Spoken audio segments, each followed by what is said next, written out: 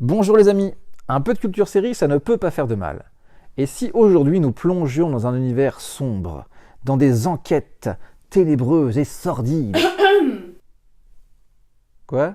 C'est un peu lassant, non? Comment ça? On va toujours parler de ce qui t'intéresse toi en fait. Bah oui, c'est ma chaîne, c'est moi qui décide. Parce que tu voudrais peut-être parler d'autre chose. Ben... Tu te crois plus maligne que moi peut-être? Ok. Je me casse. Alors aujourd'hui, je vais vous parler de ce qui, à mon avis, est une des meilleures séries connues, méconnues de ces dernières années. Et j'ai nommé Downton Abbey. Connue parce qu'elle a cartonné absolument partout quand elle est sortie, et surtout en Angleterre. Et méconnue parce qu'en fait elle dépasse largement le cadre de la série historico-romanesque qu'on veut le coller sur le dos. Alors Downton Abbey, c'est une série qui a démarré en 2010 sur ITV en Grande-Bretagne, qui est disponible actuellement sur Netflix et qui dure 6 saisons. Elle s'est terminée en 2015. Créée par Julian Faylow.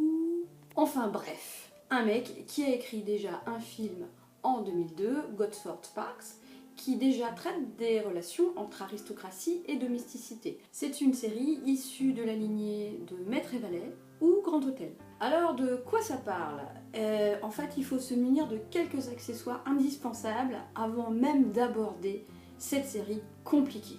En fait, c'est simple, tout se résume sur 6 saisons à une seule question: qui va hériter du domaine? Alors la famille Crowley, aristocrate, habite dans une grande maison, un domaine avec des domestiques, etc. etc. Sauf que se pose un problème dès le démarrage de la saison 1, puisque celui qui devait hériter du domaine Crowley décède lors du naufrage du Titanic. Et c'est à cet endroit-là que la série commence. Difficile de résumer les 6 saisons, donc je vais surtout parler de la saison 1. Attention, spoiler! La saison 1 tourne principalement autour de Marie Crowley, l'aînée des filles, qui ne peut hériter en sa qualité de fille du domaine. On voit donc arriver l'héritier naturel du domaine, Mathieu. Bien sûr, la famille souhaite que Mathieu et Marie s'épousaillent, sauf qu'ils ne veulent pas, ils se détestent, toute la saison tourne autour de vont-ils ou pas s'épouser. En fait, ce qui est intéressant dans Downton Abbey, c'est tout ce qui se passe autour de l'intrigue principale d'une saison. Là, c'est l'histoire d'amour, d'accord, qui prend toute la place, une bonne partie de la place, mais il y a surtout plein de personnages secondaires, plein d'histoires secondaires, et c'est ça le plus intéressant.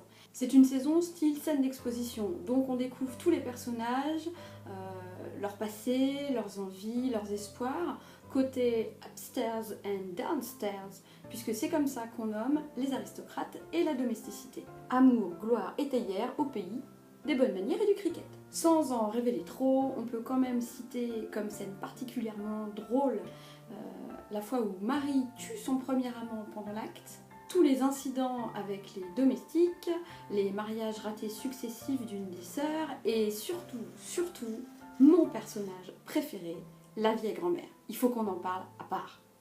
Good. Côté critique sérieuse, c'est quand même une série qui aborde la condition des femmes, le travail des femmes, le travail en général et les relations avec la domesticité dans les années 1900. Pour ça, revenons un peu en arrière. Il faut d'abord parler du casting de Downton Abbey qui est magistral. Mon personnage préféré, la vieille grand-mère, interprétée par Maggie Smith, que vous avez déjà vu dans Harry Potter, sous les traits du professeur McGonagall. Alors c'est simple, ce personnage, de toute façon, fiche en l'air absolument tout ce qui était prévu par les autres personnages, leur fait des critiques, des remarques acerbes, grinçantes. De toute façon, elle règne sur toutes les histoires et sur tout le monde, et c'est vraiment le personnage central à suivre et qui est présent sur toutes les saisons. Enfin, il faut parler d'un personnage un peu particulier, c'est la maison, le domaine.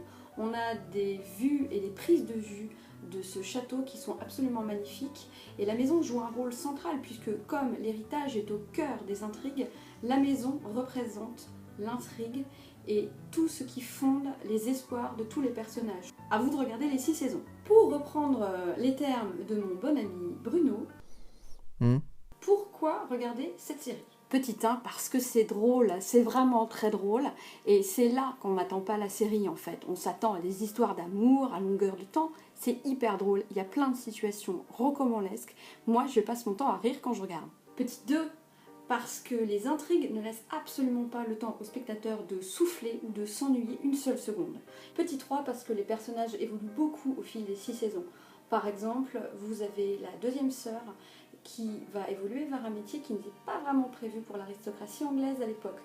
Petite info pour les fans, cette série, Downton Abbey, est référencée dans une autre série que moi j'adore, qui s'appelle How I Met Your Mother, sous le nom de Worthlossy Manor, où Ted, Lily et Marshall sont fans et boivent justement du thé en regardant cette série.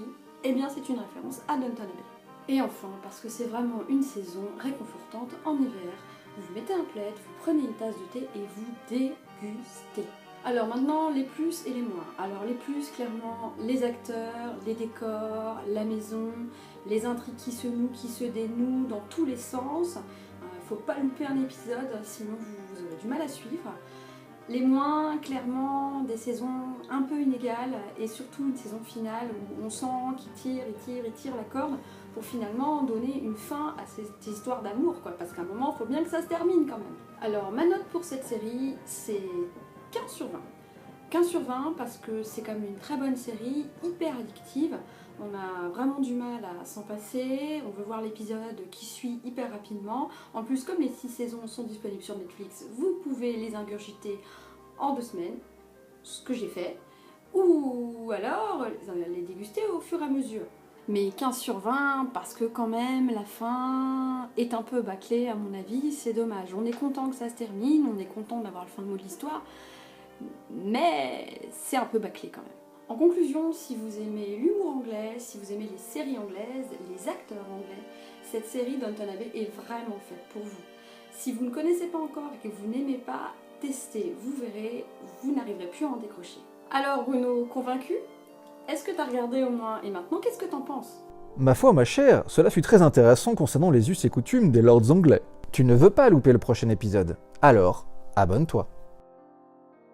Pour la prochaine fois, si je vous dis parc d'attractions, robots et Far West, vous me dites